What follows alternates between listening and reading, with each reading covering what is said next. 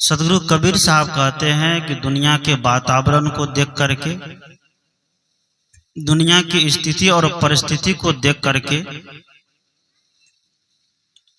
कि अल्प सुख और दुख आदि से अंत तक है। इस संसार में सुख नहीं है। अगर थोड़ा सुख है तो उस सुख में भी दुख लगा हुआ है। दुनिया के सभी लोग सुख चाहते हैं, चाहे राजा हो, चाहे रंक हो, चाहे फकीर हो, चाहे अमीर हो, चाहे गरीब हो। जितने भी प्राणी हैं, सभी प्राणी की एक ही मांग है, क्या? सुख। दुख यहाँ कोई नहीं चाहते हैं। पापी से पापी आदमी भी दुख नहीं चाहते हैं। खराब से खराब व्यक्ति भी दुख नहीं चाहते हैं। दुराचारी से दुराचारी आदमी भी दुख नहीं चाहते हैं। आखिर दुख में ऐसा क्या है जो किसी को नहीं चाहिए? सबको सुख चाहिए। जिन व्यक्ति को सुख मिला हुआ है वह अपने सुख से सुखी नहीं है। क्या है? जिनके पास सुख है वह अपने सुख से सुखी नहीं है। अगर दूसरा कहीं सुखी हो गया है तो उसको दिमाग में टेंशन हो जाता है, होता है ना। अगर हमारे पड़ोसी का मकान कहीं 1 मंजिल से 2 मंजिल हो जाए, हमारा मकान 1 ही मंजिल का है, हमारे दिमाग में टेंशन चालू हो जाएगा ना। टेंशन चालू हो जाता है। हमारे पड़ोसी का बेटे को अगर सर्विस हो गई है, हमारे बच्चे को सर्विस नहीं हुई है, तो तब भी एकदम टेंशन चालू हो जाता है। क्यों होता है? जब सबकी मांग सुख है, सबकी डिमांड सुख है, तो हमारा पड़ोसी अगर सुखी हो रहा है तो हमको तो टेंशन नहीं होना चाहिए। क्या होना चाहिए? इसलिए कहते हैं, स्वामी विवेकानंद ने कहा था, लोग पड़ोसी से प्रेम नहीं करते हैं जिसमें भगवान है। लोग बगल वाले से प्रेम नहीं करते हैं जिसमें भगवान है, लेकिन ईंटा और पत्थर से प्रेम करते हैं जिसमें कोई भगवान नहीं है। पड़ोसी जीवित प्राणी है तो उससे व्यक्ति जब तक वो जीवित रहेगा तब तक उनके साथ एकदम बैर और विरोध ठाने रहता है। वही व्यक्ति जब मर जाता है तो अर्थी के पीछे बोलते जाते हैं कि राम नाम सत्य है, सबका यही गत है। कैसी दुनिया है? जब तक व्यक्ति जीवित रहता है, जिसके अंदर जान है, जिसके अंदर प्राण है, तब तक उनके साथ बैर और विरोध ठाने रहते हैं। ये केवल संसार की बात नहीं है, साधु महात्मा को भी देखिए। जब तक साधु महात्मा जीवित रहेंगे तब तक उनके साथ व्यक्ति तकरार करेंगे। जब वही साधु महात्मा का शरीर छूट जाता है तो उनकी प्रतिमा फोटो बना करके उसको माला पहनाते हैं। जिनको माला पहनाना चाहिए, जिनको सम्मान करना चाहिए, उनको जीवन भर सम्मान नहीं मिला है। वह जब दुनिया से चले गए तब उनको क्या मिल रहा है? सम्मान मिला, उनके फोटो के मिल रहे हैं। ये केवल कबीर साहब की बात नहीं, हम लोगों की भी बात। हम लोग भी जब मर जाएंगे तो खूब माला पहनाई जाएंगे। जीवित भर भले हमको कितना सतावे, कितना दुख दे, कितना परेशान करे, लेकिन जब हम ही मर जाएंगे तो हमारे फोटो को क्या करेंगे? लोग माला पहनाएंगे। इसलिए कहते हैं कि दुनिया जो है अंधों की भीड़ है। ये दुनिया जो है सच्चाई के पीछे नहीं जाकर किधर जाती है? गलत के पीछे भागती है, अंधविश्वास के पीछे भागती है, पाखंड के पीछे भागती है। पता नहीं कुंती के मन में क्या पूरा होगा। जब गोविंद उसको देरे पूछने गए, तुमको क्या चाहिए? तुमको सुख चाहिए कि दुख चाहिए? तो क्या मांग किए थे? सुख या दुख? दुख मांग किए थे। कुंती दुख की मांग किए। महाभारत की बात है।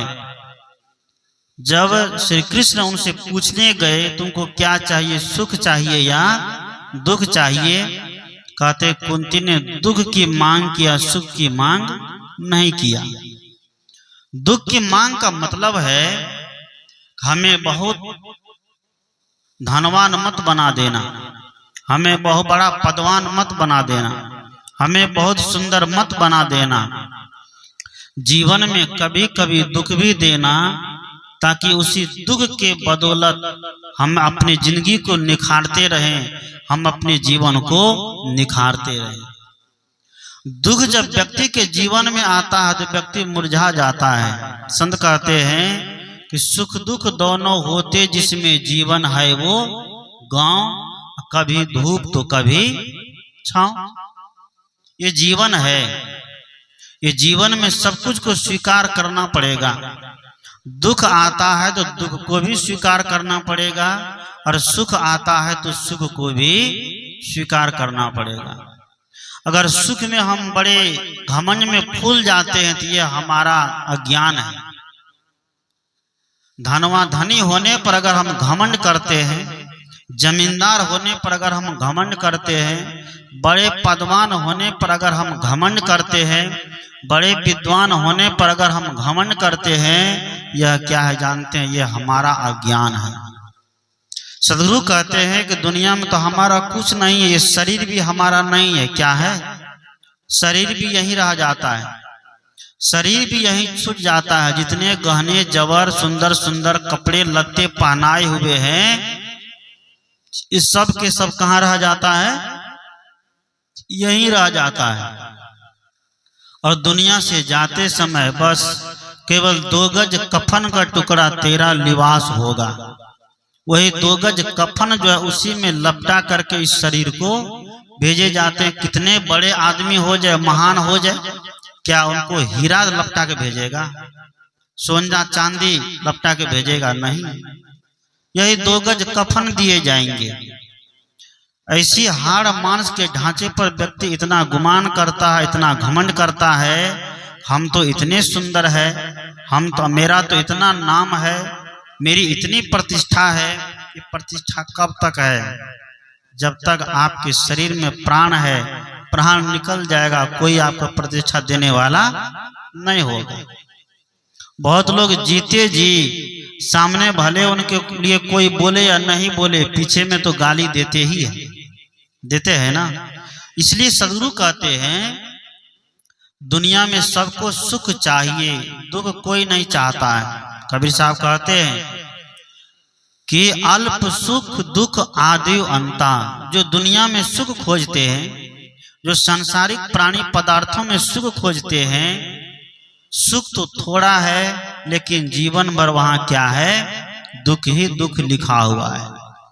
कोई भोजन में सुख खोजता है, और जब तक भोजन करता है तब तक सुख मिलता है ना। जब तक भोजन कर रहे हैं तब तक भोजन में सुख मिल रहा है। भोजन कर लिए, कहीं भोजन करते करते ओवरलोड हो गया है तो वही भोजन उसको क्या देगा? दुख देगा ना। वही भोजन उसको दुख देने लग जाएगा। वही भोजन उसको, जिस भोजन को करने से व्यक्ति जीवित रहता है, अगर वही भोजन कहीं गलत हो गया तो वही अन्य व्यक्ति को प्राण भी ले लेता है। इसलिए सदगुरु कहते हैं कि सुख तो चाहिए, लेकिन संसार के सुख से व्यक्ति कभी तृप्त नहीं हुआ है। सांसारिक ऐश्वर्य से कभी मन भरा नहीं है। सांसारिक प्राणी पदार्थों से कभी आत्मा तृप्त नहीं हुई है। जब भी आत्मा तृप्त हुई है तो आत्मिक सुख से हुई है। अगर सांसारिक पदार्थों से सुख मिल जाता है तो भगवान बुद्ध 30 वर्ष की अवस्था में भरी जवानी में घर द्वार का त्याग नहीं करते, संन्यास धारण नहीं करते। भगवान महावीर संन्यास धारण नहीं करते। स्वामी विवेकानंद, स्वामी दयानंद, सीता साबरी, सावित्री, मीराबाई, सदगुरु कबीर बाबा में ही, ये सारे के सारे महापुरुष, विद्वान हो या विदुषी हो, ये कभी अपने घर द्वार का त्याग करके संन्यास के मार्ग पर नहीं जाते। इसने भोजन के लिए नहीं सोचा, कपड़े के लिए नहीं सोचा, अन्न के लिए नहीं सोचा, दवाई दारू के लिए नहीं सोचा, घर द्वार के लिए नहीं सोचा, बल्कि मुक्ति के लिए सोचा और आत्मिक सुख के लिए सोचा। जिस सुख को एक बार प्राप्त कर लेने पर फिर वो कभी हमसे अलग होने वाला नहीं है, वह है आत्मिक सुख। ये सांसारिक सुख कुछ क्षण के लिए है, बेटे का सुख, बेटी का सुख, पति और पत्नी का सुख, घर परिवार का सुख, अड़ोसी पड़ोसी का सुख, सगे संबंधी का सुख, धन संपत्ति का सुख, बड़े अफसर होने का सुख, बड़े साधु महात्मा होने का सुख, क्योंकि इसमें भी साधु महात्मा को सुख मिलता है। बड़े महात्मा हो जाना, बड़ा नाम गाम चलना, ऊंची गद्दी पर बैठाए जाना, बड़े मान सम्मान होना, इसमें भी बहुत लोग क्या मान लेते हैं, सुख मान लेते हैं। सदगुरु कहते हैं ये क्षणिक है, नहीं है, ये क्षणिक सुख है। ये मान सम्मान का सुख भी क्षणिक है, ये अभी है, थोड़ी देर के बाद ये क्या हो जाएगा, गायब हो जाएगा। इसलिए संत के लिए संत ने ही कहा कि कभी ऊंची गद्दी सोवेगी, कहीं जय जय जय जय होवेगी, तो मान प्रतिष्ठा देख के नहीं बुलाना, ऐ मोक्ष मार्गी संभल संभल के जाना। हम लोगों के लिए संत कहते हैं कि मान सम्मान में जो भूल जाते हैं, पूजा प्रतिष्ठा में जो भूल जाते हैं, उनके लिए कि कहीं ऊंची गद्दी शोभेगी, कहीं जय जय जय जय होवेगी, तो मान प्रतिष्ठा देख के नहीं बुलाना, ऐ मोक्ष मार्गी संभल संभल के जाना। इन मोक्ष मार्गियों से कहते हैं सदगुरु, इन संतों से कहते हैं कि इनको भी बड़े संभल संभल करके जाने की चलने की आवश्यकता है। सदगुरु अभिलाष साहब ने कहा है कि 2 दिन की जिंदगी में मत दाग तू लगाना, चलना संभल संभल के माया नगर, यही है। आरती करें।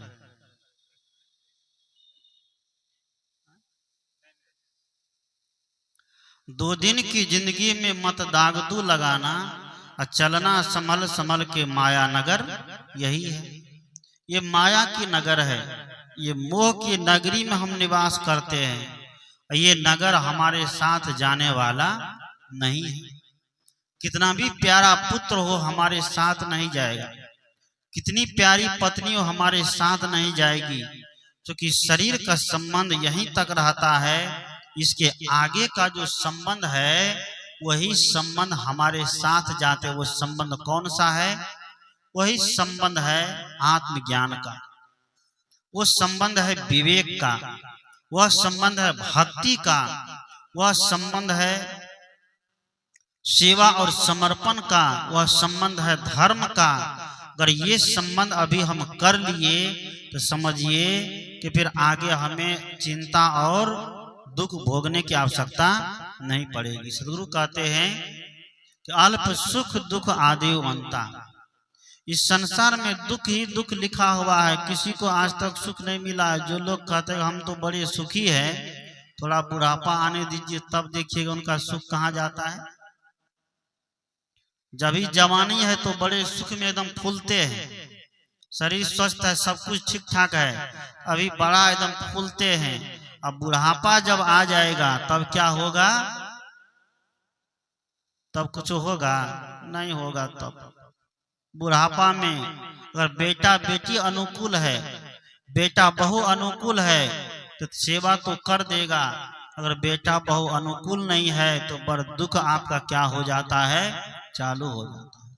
आप बड़े कितनों पुण्यात्मा क्यों न है, कितना भी धर्मात्मा क्यों न है, लेकिन शरीर का जो दुख है वह दुख आपको भोगना ही पड़ेगा। ये कोई आप काटने वाला नहीं है।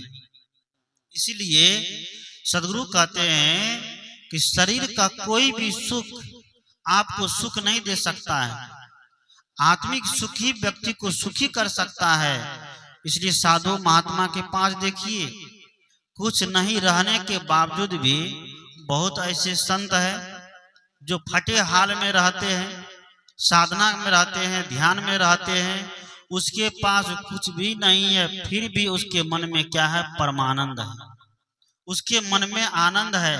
हमारे पास तो साल भर की सब कुछ है, बैंक बैलेंस है, जब तक मरेंगे तब तक का है, तब पर भी टेंशन बना रहता है, तब पर भी चिंता में जीते हैं ना, तब पर भी बड़ा एकदम मन झुस रहता है कि इतना ही है, इसके आगे क्यों नहीं। अभी हम लोग सुन रहे थे संपत बाबू के द्वारा कि लोभ लोभ किसी को नहीं छोड़ता है, लोभ ऐसा है। इसलिए कबीर साहब ने कहा कि लोभे जन्म गमाया, पापे खाया पुण्य, असाधी सो आधी कहे तापर मेरा खून।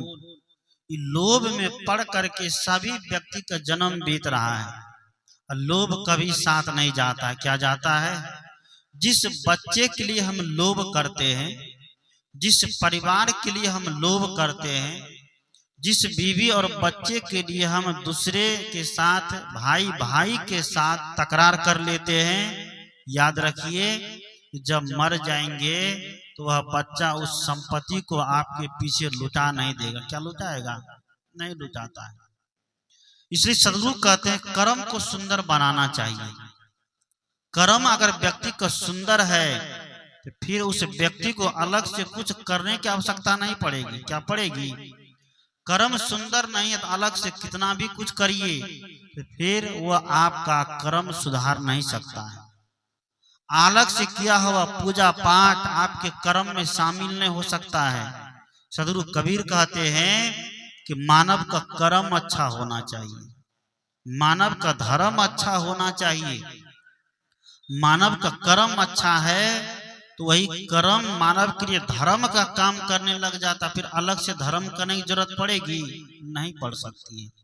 आज अलग से धर्म होता है, नए नए जैसे जैसे दिन बदलते जा रहे हैं, देश में नए नए धर्म होते जा रहा है, नए नए धर्म बढ़ते जा रहा है, नए नए संप्रदाय बनते जा रहे हैं, और तरीका से व्यक्ति क्या कर रहा है? धर्म को अपना लिया है। ये धर्म केवल अपने दिखावे के लिए है। जो असली धर्म है उसको दिखाने की आवश्यकता नहीं पड़ती है। वो केवल चुपचाप होते हैं, एकांत में बैठकर होते हैं, शांत होकर के होते हैं। जो व्यक्तिगत धर्म है, जिस धर्म से व्यक्ति को आत्म सुख मिल सकता है, जिस व्यक्ति से पूरे मानव समाज को का कल्याण हो सकता है, वह दिखावे का नहीं है। वो व्यक्ति वैयक्तिक है, वह बिल्कुल अलग है।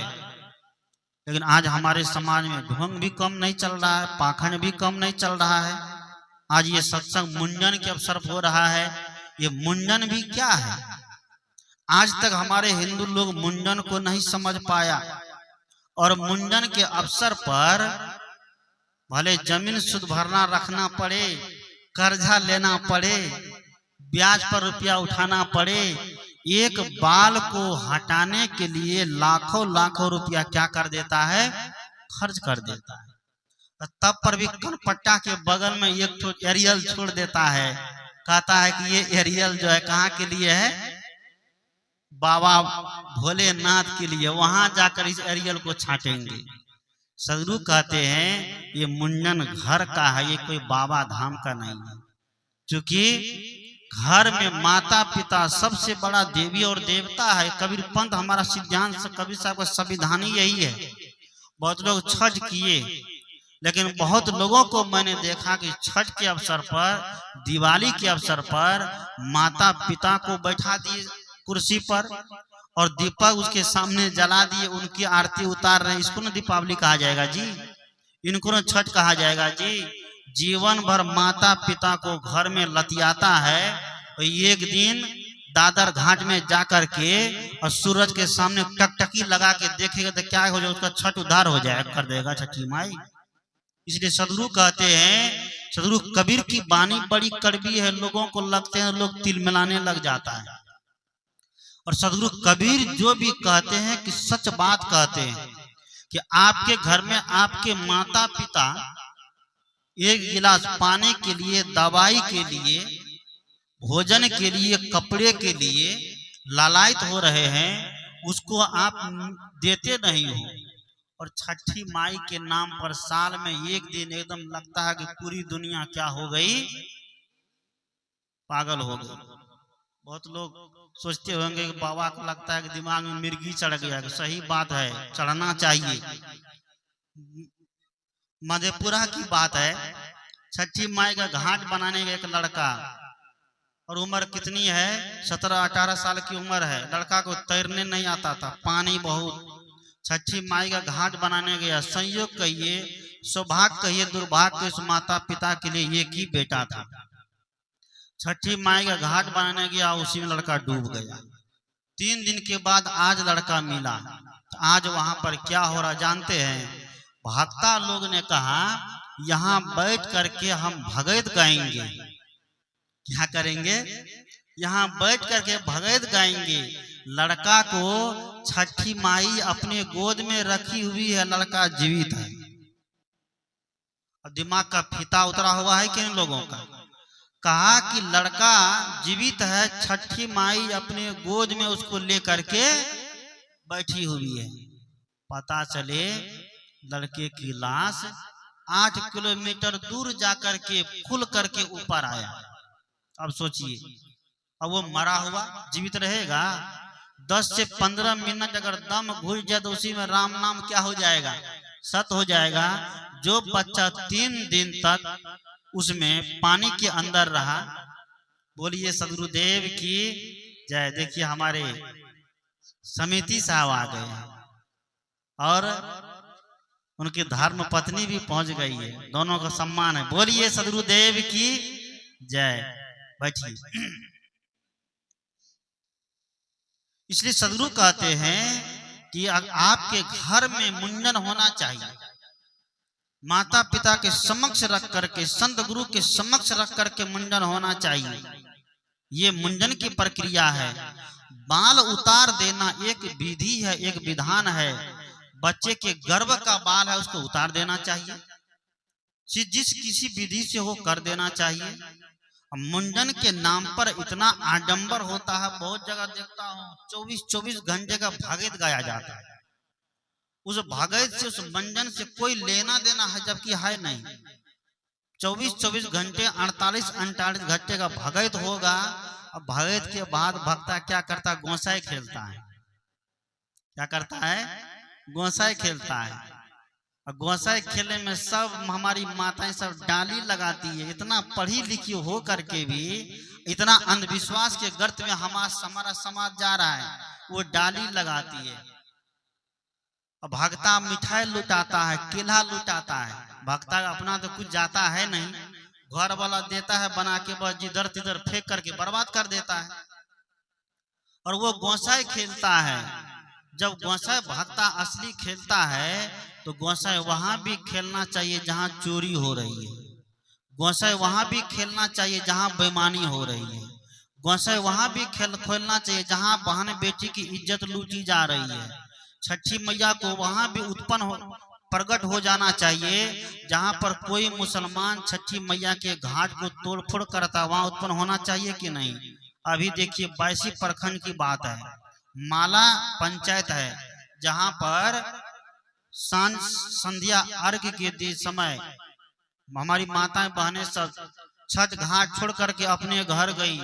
उधर मुसलमान भाई जा करके क्या क्या 56 घाट को तोड़ फोड़ करके रख दिया। छठी माई कहाँ चली गई थी? ध्यान करने के लिए पानी के अंदर समा गई थी क्या? वहां छठी माई को प्रकट होना चाहिए ना। तुम ऐसा क्यों करते हो? तुमको ये करना सरासर गलत है। अगर तुम ऐसा करोगे तो हम तुमको क्या कर देंगे? साफ कर देंगे। लेकिन वहां कोई छठी माई प्रकट नहीं हुई। और हिंदू भी कितने कायर है, हिंदू भी कितने एकदम डरपोक है। अगर वही काम हिंदू अगर जलसा में कर देता तो क्या हो जाता? हिंदू मुस्लिम का राइट होता कि नहीं होता? क्या रुकता? नहीं रुकता। हिंदू मुस्लिम का राइट हो जाता।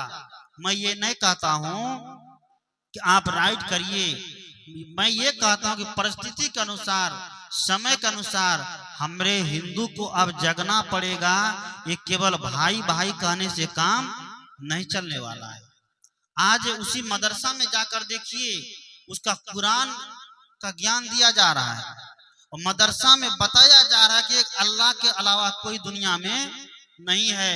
लेकिन वही मुसलमान जब तजिया लेकर आएगा तो हम हिंदू लोग एकदम नाटक देखते हैं, तमाशा देखते हैं। और तजिया जब खेलता है, भाला भांजता है, फारसा भांजता है, बल्लम लाठी खेलता है, हम उसको पुरस्कार में 1000 रुपया 100 रुपया देते हैं कि नहीं देते हैं? आज तक हिंदू नहीं समझ पाया, आज तक हिंदू नहीं जाग पाया और झूठे कहता कि हम सनातनी है तो हम राम को मानने वाले, तो हम कृष्ण को मानने वाले हैं। अरे राम भगवान हो करके भी हाथ में क्या रखते थे? कौन चीज रखते थे? सन्यासी होकर के भी क्या रखते थे? तीर धनुष रखते थे। कृष्ण भगवान होकर के भी अपनी रक्षा के लिए क्या रखते थे? चक्र रखते थे।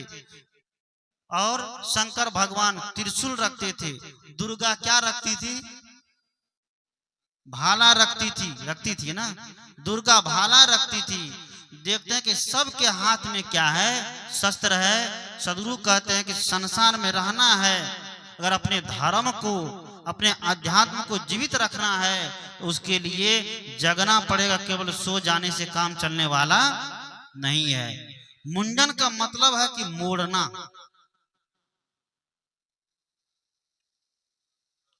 मुंडन का मतलब क्या है? मोड़ना। मोड़ना मतलब केवल बाल को मोड़ देना नहीं, बाल मोड़ना सरल है। 1 रुपया 2 रुपये में आप ब्लेड खरीद के ले आइए, या 100-150 रुपया में आप अस्तूरा खरीद के ले आइए। बस बच्चे के बाल को क्या करिए? उतार दीजिए। क्या इतना ही से बच्चे का संस्कार सुधर जाएगा? क्या नहीं सुधरेगा। केवल बच्चे का बाल मोड़ देने से बच्चे का संस्कार नहीं सुधर सकता है। एक संत ने लिखा है कि मूड़ मुड़ाना बहुत सरल, पर मन मुड़न आसान नहीं। कि मूड़ को मोड़ देना बहुत साधारण है, बहुत सरल है। आप लाखों रुपया खर्च कर दीजिए, करोड़ों रुपया खर्च कर दीजिए, और होता है मुंडन में बहुत रुपया लोग खर्च करते हैं। अभी मुंडन करने गया था शेखपुरा, वहां पर एक व्यक्ति है जो मास्टर साहब है, जो आश्रम में ही रहते हैं, और यह लक्षणपुर में उनकी पोस्टिंग है। उसके बच्चे का मुंडन था। कहा कि हमको मुंडन कराना है, कैसे होगा, विधि बताइए। मैंने कहा बहुत सरल विधि है, बहुत साधारण विधि है। कहा कि सत्संग में मुंडन होगा। मैंने कहा सत्संग में ही असली मुंडन होता है। कौन चीज में? सत्संग में ही असली मुंडन होता है। मुंडन का मतलब है कि भरम से मोड़ना। मुंडन का मतलब बच्चे को पाखंड से मोड़ लेना। मुंडन का मतलब बच्चे को गलत खान पान से मोड़ लेना। मुंडन का मतलब बच्चे अगर गलत दिशा की तरफ जा रहा है तो उस दिशा से मोड़ करके सदमार्ग पर लगा देना। यही दुनिया का सबसे असली क्या है? मुंडन है। वहां गए तो उनका मन में हुआ कि चलिए, जब सत्संग कर रही रहे तो 3 दिन का सत्संग रख लेते हैं। कितने दिन का? 3 दिन का। और केवल बिहार से ही नहीं, चलिए अयोध्या से भी महात्मा लोग को आमंत्रित करते हैं। तो अयोध्या से भी संत लोग आए। 3 दिन तक सुंदर सत्संग हुआ, और अंतिम दिन सुबह का सत्संग करके आंगन में बैठे, वहां पर बीजक का पाठ किए। बीजक का पाठ करने के बाद सभी संत जाकर के बच्चे का एक एक लट काट दिया, बस मुंडन हो गया।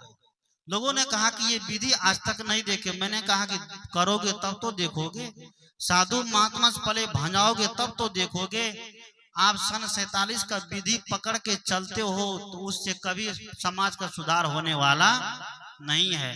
और आज मुंडन के अवसर पर छोटे छोटे बच्चे के सामने भक्ता गोसाई खेलता है, नहीं है। संत के सामने किसी का गोसाई काम नहीं करेगा, संत के सामने किसी का पाखंड काम नहीं करेगा। संत के अंदर संतत्व होना चाहिए, संत के अंदर आत्मज्ञान होना चाहिए, संत के अंदर चरित्र और ब्रह्मचर्य होना चाहिए। उसके सामने दुनिया की किसी भी हस्ती काम करने वाली नहीं है। इसलिए मैंने कहा मुंडन का मतलब होता है कि मोड़ लेना, और ये काम हमारी माताएं कर सकती है। हमारी माताएं के अंदर वो शक्ति है, वो सामर्थ्य है। माताएं चाहेगी तो बच्चे को विवेकानंद बना देगी, और माता चाहेगी तो बच्चे को अंगुली माल भी बना सकती है। आप लोग सुने होंगे